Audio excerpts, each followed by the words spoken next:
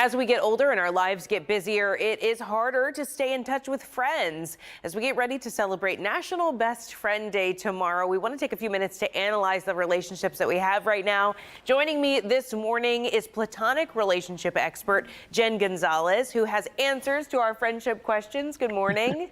Good morning. So first of all, I think this might actually be a more layered topic than people realize. With loneliness being an epidemic in our country right now, people know that they love their friends, but they might not really sit back and realize the importance of having them and keeping them in your lives. Yeah, I mean, I'm so glad you started by speaking to the loneliness epidemic that we're having in our country, unfortunately. Yeah. But the research keeps pointing to so many benefits to having strong social connections. And it's everything from mental health with reducing stress and anxiety and loneliness and depression, but also increasing our physical health, that there's links between strong social connections and lowered blood pressure and lowered chronic diseases and longer lifespan and living longer and happier. And then, you've got somebody that's there through the ups and downs of life who knows you deeply, who can help you support you in your goals, who's there when you're hitting your lowest of your lows and has your back, is going to be there.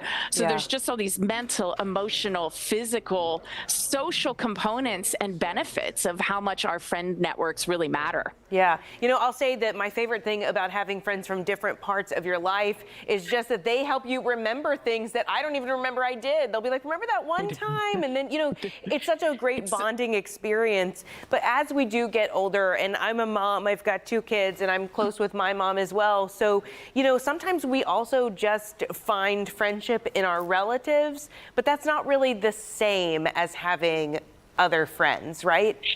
It's incredibly valuable, but that can be just laden with more angst sometimes, or expectation. And our friends ideally are folks that we're with them through the thick and thin, but it's our chosen family, and that has a very different component to it. And research keeps pointing to, while having a quantity of friends is really good, it's the quality, it's the depth, the trust, the loyalty, the vulnerability and authenticity, and that depth of emotional intimacy that you have with other people that's really most beneficial and important to us. Yeah. So people say, about their spouse and about their parents, oh, they're my best friend. But it's so valuable to have those chosen friends as well. I hear what you're saying. So do you have advice for making friends in adulthood? It's not easy. No. Believe me, I've tried. It's really not easy. It feels like dating awkwardly. I know. Well, and it's funny that you say that, because there are some dating apps like Bumble that have a friendship side feature. Yes. Yeah. So you can actually find friends that way. So that is one thing to do as adults. Like, let's leverage the technology that we have that in some ways interferes with connection because we're on our phones too much. But we can also use it to our advantage of finding, using apps, Bumble, Meetup, Facebook groups, finding other people with similar likes and interests. And that's the easiest way to make new friends, is just be doing something that you're passionate about, you care about, a book club where you're just getting to know each other in a comfortable setting. But I think one of the big things to think about is, what is your mindset going into trying to make new friends? And you have to be willing to be a little uncomfortable. Get out of your comfort zone, maybe try some new things, and also think about, like, how do you want to show up? And one of the biggest things I can say is, if you're making new connections, really be curious about other people and that other person. Like, ask genuine questions about what matters to them, what meaning things have to them, what makes them tick. And that's how we really get to build deep connections with others.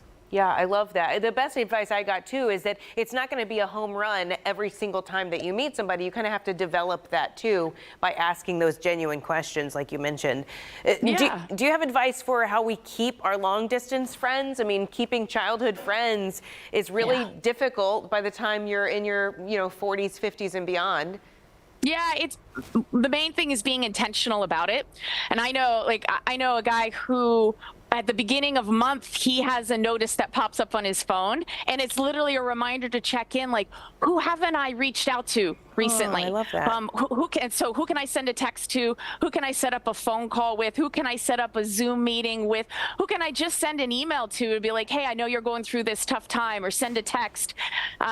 It's this intentionality and being consistent with it, and thinking about who matters to you, and then also planning your vacations and planning visits, because we know there's nothing like in-person time. We know there's nothing like those late night talks that go into the morning, and where you're reminiscing, and where you're building new memories with each other. So it really is the intentionality of it. I love that so much. Jenn Gunsaullus, thank you so much for joining us this morning. These were great tips, and I think we should have you back on more often, because like we were talking about, loneliness is such a crisis in our country right now, and so people need this type of advice. Thank you for joining us. Absolutely. My pleasure. Thanks for having me, Haley.